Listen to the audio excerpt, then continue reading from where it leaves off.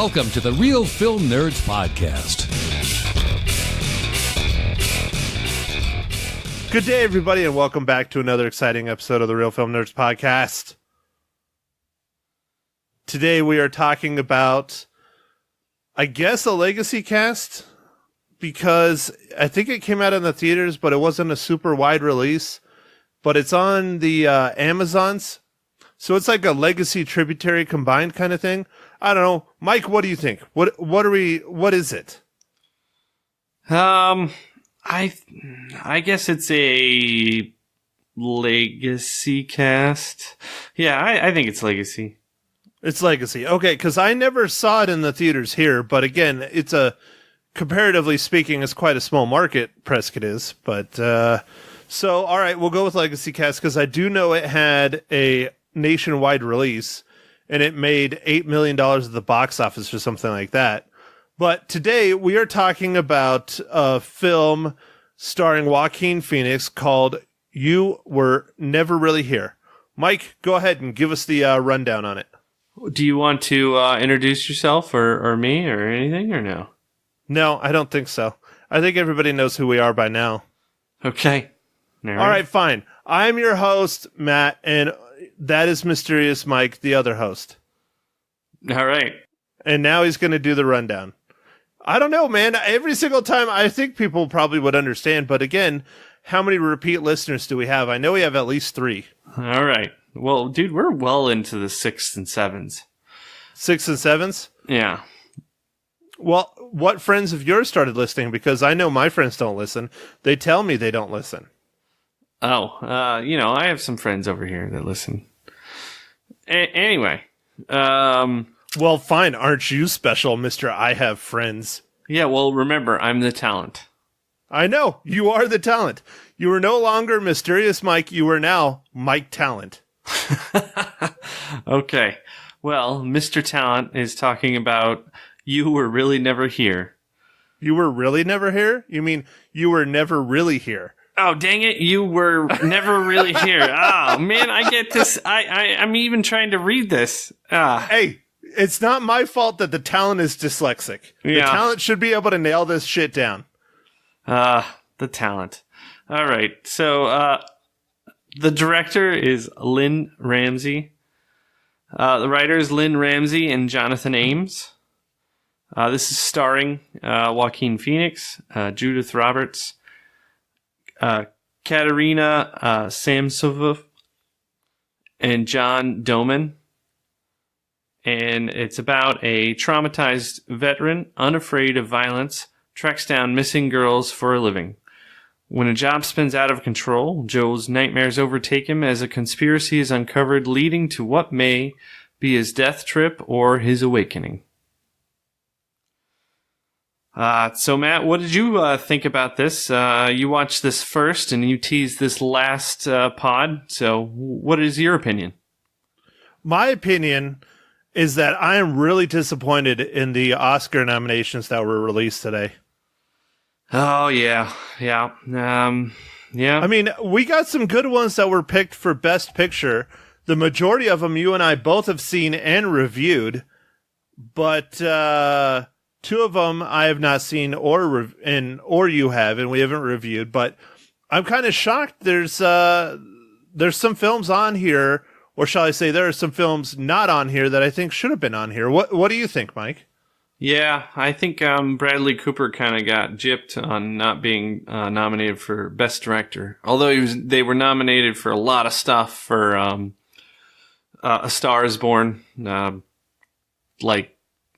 Best Song and Supporting Actor and Supporting Actress, like Lady Gaga, Sam Elliott. All these people were nominated, but not Bradley Cooper himself for directing. I thought it was kind of like a what? Yeah, I would think the one that would chap your ass the most is a couple that chapped my ass pretty good. Is Hereditary wasn't nominated for anything. Oh well, I didn't think Hereditary would be, man. They don't like horror movies. Dude, Toni Collette knocked it out of the park, man. She was amazing. Yeah, but they don't like horror movies. And the other thing that bothered me was Black Panther. It's a good movie, but I don't know if it needed to be nominated. For what? Best Picture? Yeah, I think that's what it's nominated for. Yes, it is Best Picture. Yeah. I think Infinity War should have been nominated for Best Picture, but I also think Hereditary probably should have, because I really enjoyed Hereditary, even though I'm not a horror movie buff. I also think Spider-Man Into the Spider-Verse should have been nominated for Best Picture as well. It was nominated for Best Animation. Yes, but I think it deserves to be in the Best Picture. But it in won't, my opinion. I'm pretty sure it won't get awarded. They're going to give it to Pixar because they always give it to Pixar. Yeah, so it's going to be Pixar. it's going to be Incredibles 2. Which wasn't, Spider-Verse is way better. Dude, Isle of Dogs was better, and Isle of Dogs was nominated. Yep, but I mean, maybe we're wrong, people, but I'm thinking they're going to put Incredibles 2 as the winner. Crap, what was the other one that I thought should have been nominated for Best Picture? Now I'm drawing a blank. Oh, well. Let's see, The Green Book, was that nominated for Best Picture? Yeah. I know it was nominated for a bunch of quite a bit of things. Yeah, The Green Book was nominated for a bunch of stuff, and it won a bunch of stuff at the Golden Globes, but the nominees for Best Picture, which is the one that I mostly pay attention to, but, everybody pays attention to all of them, but the main focus is Best Picture. The nominees are Black Panther, Black Klansman, Bohemian Rhapsody, which I was surprised, but good. I enjoyed that movie. The Favorite, Green Book, Roma, A Star is Born, and Vice are the ones that were nominated for Best Picture. Okay, yeah, all right. Yeah, what did you think about Black Klansman being in there? It was a good movie, but I don't know about Movie of the Year. And I think Adam Driver got nominated for his performance, but I don't think the other guy did, the other main character, which is kind of like, what? Yeah, the Denzel Washington's son. I'm forgetting his name. Something Washington. Something Washington. Denzel Jr. Well, I don't think it's quite DJ Denzel Jr. Hold on, I'm going to look it up. Talk You're about go something. Look it up? John okay, David. well, John David Washington. Okay, I'm trying to remember. Oh, you know what? That's what it is. I can't believe I freaking spaced on that. I was disappointed A Quiet Place didn't get nominated for Best Picture. It only got nominated for Best Sound Design and I think one other thing. Like sound editing. Sound editing. And that is all I see. That's it? Yep. Not even screenplay? Best screenplay? Sound editing and nope, I don't see best screenplay. Nope. The other one, other than A Quiet Place, I think A Quiet Place should have been nominated for Best Picture. Oh. But the other one that I think that should have been nominated for Best Picture as well, but I'm a little biased, was First Man. I really liked First Man. Yeah, First Man got nominated for a bunch of technical things, it looked like, but not really much else. So it got dished. Right. It got visual effects, sound mixing, sound editing, and production design. Yeah, what was nominated for cinematography? Because I felt like those weren't that greatest. Okay, let me look. Foreign film editing, documentary. I think it's up a little higher. Costume. Cinematography was Cold War. I haven't seen that. The Favorite. I haven't seen that. Never Look Away. I haven't seen that. Roma. I haven't seen that. And A Star is Born. Okay, yeah, I'm with you. I haven't seen any of them except for A Star is Born. So, never mind. But no, that's a disappointment in itself right there. I don't know, man. Maybe it's just the Academy and what they choose to nominate and things like that. I really thought this year was a pretty damn good year for the movies. There was a lot of really good, decent films out there, and there's just, Emily Blunt wasn't nominated for anything, and she had two really strong films come out this year. The new Mary Poppins, Mary Poppins Returns, and A Quiet Place. Yeah. Both of those films were fantastic. And I'm so disappointed this year. Well, A Quiet Place came out, in February, or was it March? I don't know. It doesn't matter. It doesn't matter. Yeah, but I feel like It does, kind of, because they just forget about things that are older. Yeah, I guess that's right. Because, I mean, if you take a look, most of them did come out in the later half of the year. Although, Black Panther came out, in February or March as well, and that got nominated. So, I mean, In Quiet Place did get nominated for sound design, sound editing. Yeah. One of those. But the script was really freaking good, man. Yeah, well, it was. But, I don't know.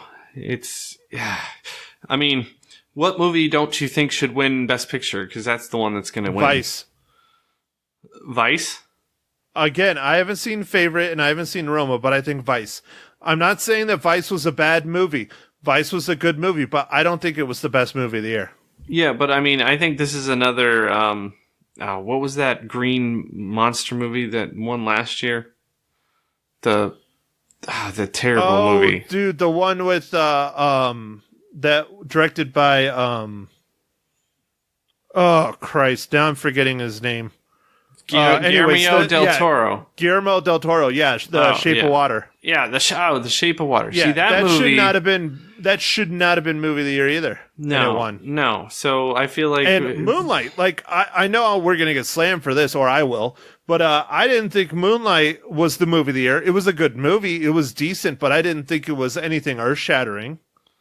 Oh yeah, you just opened us to get slammed. That's okay.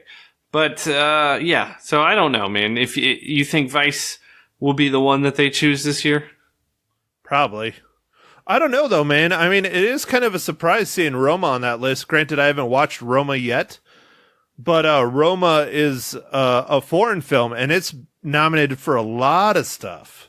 Yeah, it is. I think it has a total of 10 nominations. It's tied with the movie that we also didn't see called The Favorite. Yeah. I mean, it's nominated for Best Picture. Let's see. No. Cinematography. I heard the cinematography is amazing in it. Directing.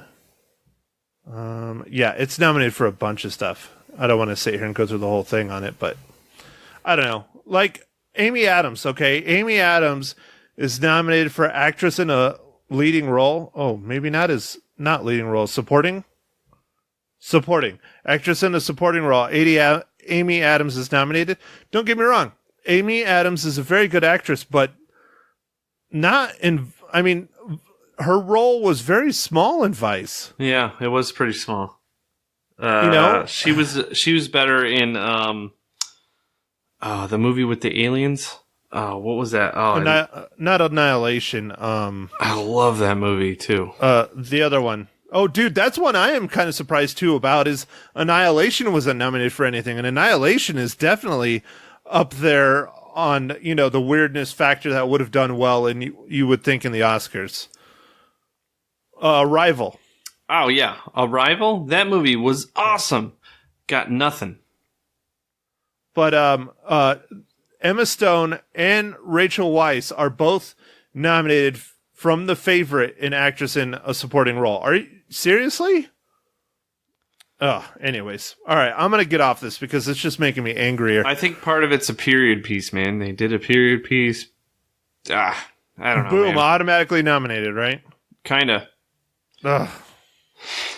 All right, well, let's talk about a movie that wasn't nominated that I thought was a really good movie. It's dark as shit, though. But you were never really here. I enjoyed this movie quite a bit. I thought Joaquin Phoenix was fantastic in it. One thing that really, really surprised me in this film was the sound design. The sound design was fantastic. I don't have the world's best surround sound system. I mean, I'm poor. I can't, I'm not the talent. I can't afford a Bose surround sound system. I just have, man. Well, my Bose is getting dated now, but yeah, I have heaven some. Heaven forbid. I have a Vizio soundbar surround sound system that's like a year or two old, but it does its job well. I think it's better than my previous surround sound system. But I was really shocked. The the sound effects and the sound design and stuff were just really good on this. It really just stuck out for me. Yeah, it does have some good sound with the movie, and it's a good movie, but it is really dark. And it starts really out dark. Pretty dark. I won't give away spoilers yet, but I definitely have something that I want to talk about in the spoiler section. And then it just kind of keeps going, and wow. So, well, yeah. It's kind of like how me and your wife were talking earlier about Onion. You know, there's many layers in this film, and in this one, it's just darkness layers. And you think it can't get any darker at certain points in the film, and then it just does. And you're like, really? Yeah, wow. Yeah, it starts out kind of like a gray, and then it gets to a dark gray, and then it starts getting a little darker, and then it goes all the way to black. Super black. Now, don't get me wrong. It is a very good film, but this is definitely not one to watch around children for sure. Oh, no. Or anyone else that can't handle a really hardcore thriller. And it is quite violent at times. Yeah, there's moments of violence, and then there's the content. Without telling you too much, it deals with some very rough things that happen, I guess. Yeah, well, I mean, you can say it. It's in the description. You know, it deals with the child sex trade basically, and it does not let up on that thing. And it doesn't say that in the description. Yeah, it does. Missing girls for a living. Yeah, that's not the same. But yeah, okay. Well, so it whatever, deals in fine. human trafficking. Human trafficking. I just threw it out there. Whatever. Spoiler alert. I don't know. Yeah. Whatever. I mean, to me, that doesn't necessarily mean. But yeah, human trafficking. It's brutal. Yeah, it's brutal. It's brutal. And the depressing thing is you know, it's not a true story, but shit like this really does exist in the world. That's what's depressing. Oh no! Unfortunately, it happens a lot. It happens a lot. So, all right, Mike. Well, I know you want to get into the spoilers, and we'll speed it up since we talked so much about the Oscars, or lack thereof, the nominations we really wanted to see. Let's go ahead and do it. I know you didn't find it, but I found it for you. Mike, how does You Were Never Really Here relate to the Marvel Cinematic Universe?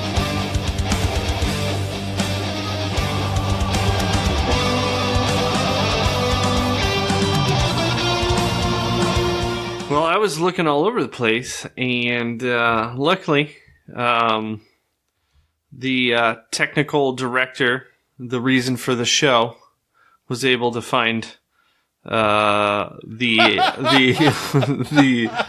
Marvel the Marvel Cinematic Universe tie-in, which was a stunt person, and I lost him, Matt. What's the name?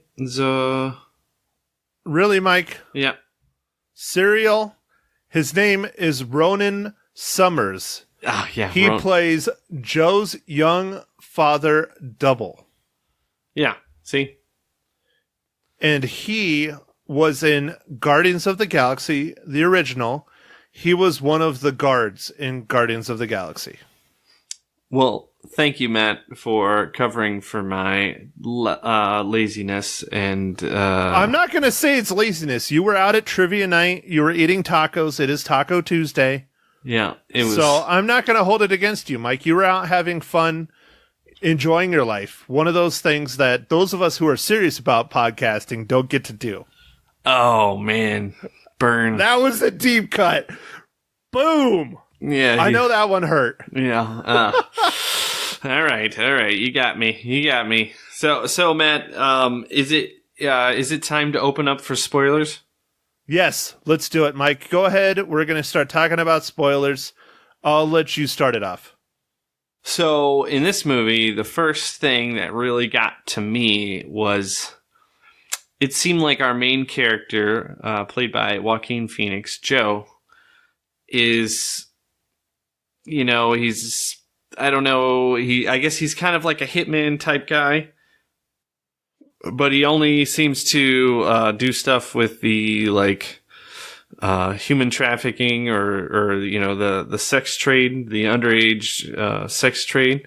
He rescues young women that are entwined in this trade, and then he just sometimes wants to kill himself. Like, all the time he's like trying to kill himself, but then there's some times when his mom needs some help, and I don't know, man. I was like... Are you talking about the times when he's putting the plastic bag over his head? Yeah.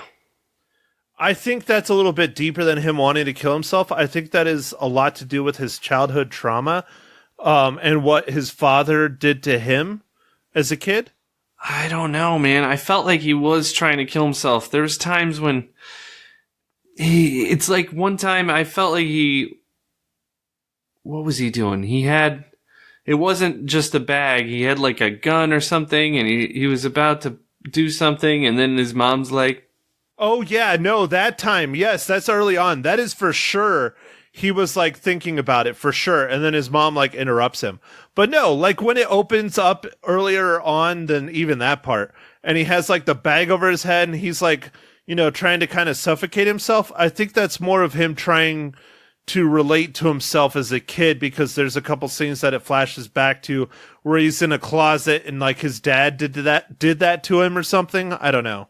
Yeah. It's screwed up. Yeah. Also in this movie, you kind of you find out through some kind of jumpy flashbacks that he's a veteran kind of, and there's a bunch of scars all over his body that they don't really explain, and that's fine. They don't need to. Yeah. And that's one thing that bothered me, is how they didn't go into more about his veteran service and how he became this, kind of badass revenge killer from his service. Yeah, I wish there's some kind of disturbing scenes, and it kind of leads to like why he's kind of the way he is, but it doesn't ever. I felt like it was building up like a lot of movies do, where it's small cutscenes and then a little bigger and then a little bigger, and it's kind of leading you to figure out what's going on. And then this one got to a point, and then it just stopped. So you didn't find anything else more about his past, and then it just kind of goes into really, like, I guess the third act, where some stuff goes wrong, as the synopsis talks about, and he figures out some things, and then anyway, some things. You can spoil it. We're in spoilers, dude. Yeah. Well, anyway, his mom ends up getting killed. He gets shot in the face. Dude, that was pretty messed up, man. Yeah. Oh yeah. His mom being killed. Yeah, that was pretty messed up. Yeah, and then even that part, Matt. Remember when he goes to kind of bury her or whatever? Yeah, that was a really weird scene. And again, I think that's another one of his attempts of trying to do, suicide, because he filled his pockets and everything with rocks. Yeah, but then in his mind, all of a sudden it's like something's always calling him to not do it, but he's like super on the edge of doing it. Like, I mean, it's like a stiff breeze in the wrong direction on the right day, and he's not going to be alive anymore. So yeah. It was like, I don't know. It's dark. This is a dark movie for sure. Very dark. Well, and then at the end of the movie, they finally show you you see him, pull the trigger and blow his brains out in the middle of like a diner. And then they cut to him just sitting there. So it was clearly just another dream. But I was like, holy crap. I think that was like a fantasy. Like, yeah. I was just thinking, holy shit, he finally did it. But no. No. And then, yeah. So it was, yeah, it's pretty rough to watch at times. It's violent, and it's raw, and I don't know, man. It kind of builds and builds, and Joaquin Phoenix did an amazing job. Like, you feel his... Well, and it's a role that he's never done before. Yeah. No, he hasn't done that. He's done a lot of roles in his career, but he's never done anything this kind of tortured and messed up and dark as a character. Yeah. And this character was all of that. And yeah, I like the movie though. I did like it. It's just it's a dark movie, and it doesn't get any lighter throughout. So it's a little bit hard to watch at times, and I guess it's well done. I would recommend anybody who wants to watch a really well done movie, kind of independent. I mean, it's kind of got that independent. It's independent-ish for sure. It has that feel. It ends that way, Yeah. Oh, that's what I wanted to talk about, the ending a little bit. Go ahead. I don't understand. I feel like I was supposed to get more out of the ending, and I don't know what I was supposed to get out of it. I guess. I don't know. I don't know if I was supposed to get anything out of it. I felt like maybe this little girl that he ended up saving, and her family is now pretty much wiped out, and his family is pretty much wiped out. What I got from it is, maybe this is the start of Joaquin Phoenix's character's, Joe, his path now towards recovery and having a normal life, and maybe he'll adopt this girl as his own and raise her and take care of her and all this stuff. But again, that's me putting this happy-go-lucky ending on a really dark frickin' movie when it might not have been intended that way. But that's at least where I went. And that's one of the beauties of the Independence, is how, yes, I hate the leaving the open-ended ending, but sometimes it's good because it gets you thinking. Yeah, I mean, I definitely was thinking after I watched this movie, for sure. And it is kind of an open-ended ending.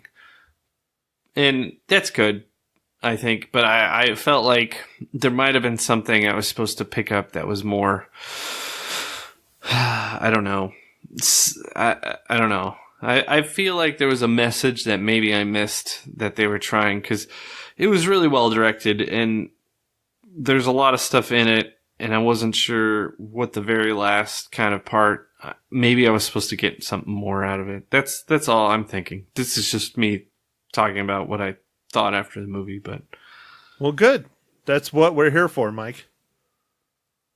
This one reminds me a lot of a movie that I think should have been nominated for some Oscars this year, but it didn't. And I know it's a movie that you haven't seen yet, but it is called First Reformed. It's a lot like this. It's not quite as dark, but it deals with a lot of the same things in a way. It's independent-y kind of thing. It is a dark movie, and it ends leaving you kind of open-ended on what the hell happened kind of thing. It really does kind of remind me of that movie a lot. Well, I think First Reform was nominated for Best Screenplay, and I think that's it. Oh, was it? Oh, okay. And I think that's it. That's the only thing I got. So, all right, Mike. Well, go ahead. Give us your rating on You Were Never Really Here. I'm going to give this 3.5 reels. 3.5 reels. Well, at least you're getting better. It's still not quite like me, but you're getting better. I don't know. Maybe I'm just not as mean as you. I don't know. No, I liked it. 3.5 reels. I would tell you to watch it as long as you're ready for something kind of dark. And you're not trying to watch a movie to like lighten your mood or anything. Don't be in a bad mood and watch this movie. It'll make it worse. I did like this movie. It's good. It's just a dark matter, and I don't always want to be watching stuff about the human trafficking and stuff. But it was a really well done movie, and I like Joaquin Phoenix. In fact, he stars in one of the movies that I really, really love by M. Night Shyamalan, the Signs. I love Signs so much. So, He's a great actor, and it was a well done movie. This movie was very dark, and human trafficking is hard to watch. But Matt, what did you think about this movie? I agree, man. This movie is super, super, super dark, but we pretty much have been saying that since the start. Anytime you deal with a topic of children and not, God, how do I say this? Children being forced into adult situations. Yes, there you go. That works. That's a good way to put it. It just, and then they start throwing in the politics about it and how like her dad was the one that even kind of almost like signed off on this. And I'm just like, wow, this got dark. This got dark real. I mean, it just, like you said, it just keeps getting worse and worse and worse. And it's not worse. It's just, there's harsh realities, people, in this world. There just are. And it sucks that we have to have films made about it and stuff. But again, this film was done really well. It makes you think. I liked it. I mean, I liked it a lot. I give it a higher score than you do, Mike. I give it 4 out of 5 reels. I'm shocked 4. that Wow. Yeah, I'm shocked that this was not nominated for anything. Again, we're talking about the Oscars, but I'm shocked. I mean, the director was fantastic. The sound design is some of the best sound design I've heard all year. The script was very unique, dark, messed up, but unique. And Joaquin Phoenix, another role where he just killed it. I mean, he is one of the best actors of our time, if you ask me. Yeah, Joaquin Phoenix is really good. I was talking a little bit earlier when you were out on your little break there. On my break? About one of my favorite movies from him, which is Signs. I just love Signs, the M. Night Shyamalan movie, and it's just, he's been in so many good movies like Walk the Line, and I mean, he's played all kinds of different characters, and he's just, I really like him. He never seems to play the same role twice. Yeah. Have you noticed that? Yeah, I don't think he does. Did you ever watch that one? God, what was it? I want to say it was called Vice, but I'm not 100% sure. The one where he's like a private investigator in like the 70s. Oh yeah, and he's also in Gladiator, which I love. Oh yeah, that was when I was first kind of. In Her, I love Her too. Yeah, he's in so many good movies. Brought to prominence. Yeah, I really kind of started noticing him from Gladiator and then on. I didn't really pick up on who he was before that. Inherent Vice, that's what it was called. Inherent Vice. Did you ever see that? No, I didn't see that. That was a very, very strange, unique role, and he hit it out of the park again. That movie, I don't think it's the best movie in the world, and I really wouldn't recommend most people to see it. It's really, really kind of odd and artsy and out there. But again, I mean, Joaquin Phoenix, dude, he's, wow, he just always does so good. Yeah. All right, Mike. Well, you got anything else you want to add about You Were Never Really Here other than you should see it and not watch it around children? No. I think that's the major point of the movie, and look forward to hearing about our picks for the best movies of the year and stuff. Our Poindexter Awards. Yeah, that's gonna be fun. Yeah, we need to talk about that. Yeah. Yeah. That'll be a lot more fun than the Academy Awards, I think, looking at their nominations. So, well, and one of the things, I think we talked about it, but we're mostly going to talk about only the movies that you and I did for the podcast. Yeah. Now, we're going to have a couple categories for movies that we saw outside of the podcast. But for the most part, if you're a listener, you're going to be familiar with the films. Hopefully. Yes, that is what we're going to talk about. We've reviewed lots and lots of movies, so we have quite the catalog to choose from. Now, we're not going to do a year to a year. We're not going to do from January to December of last year. We are going to do from our first day recording to 1 year. So for those of you who get a little confused, this movie will be in there. It's all based on our year as a podcast, not the calendar year. Yes. So that's February 14th. Yep. Valentine's Day is our anniversary. Yeah. For those of you who do not know. But the next question, and I guess we could probably discuss this after we get off, but what are we going to talk about next week? Because I don't know of anything coming out in the theaters, Mike. Oh, man, I actually don't either. I know one that I do want to kind of see that I brought up. We talked about it before, is that Bomb City. I kind of want to watch that, and that's streaming on Amazon. Okay. And another one that a lot of the critics were arguing that said should have been nominated for something, but it wasn't. I think it might be a good one to watch. I don't know if you have access to it though. I think it's on Hulu. I'm not sure, but it's 8th Grade. It's the directorial debut of Bo Burnham. Yeah, Burnham, I think. He's a stand-up comedian. Oh, okay. A lot of the critics just hailed this movie as fantastic, and it's about this young girl's 8th grade year. Oh, you're right. Yeah. Oh, no, you're right. The critics did hail that. I just didn't get a chance to see it. I think it was only here for a week, maybe. Right. It was not here in Prescott, if at all. I think it might have been here for a weekend tops.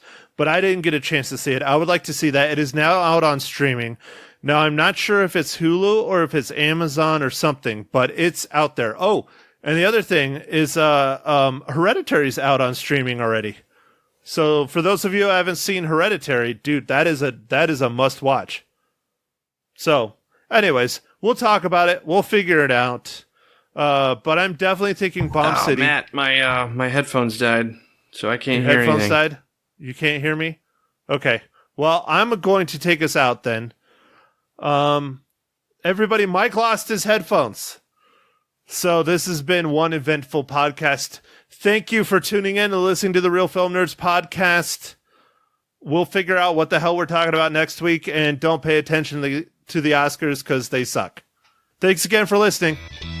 Thank you for listening to The Real Film Nerds. Now, don't forget to follow us on Facebook, Twitter, and Instagram at Real Film Nerds. Now, go out and catch a movie.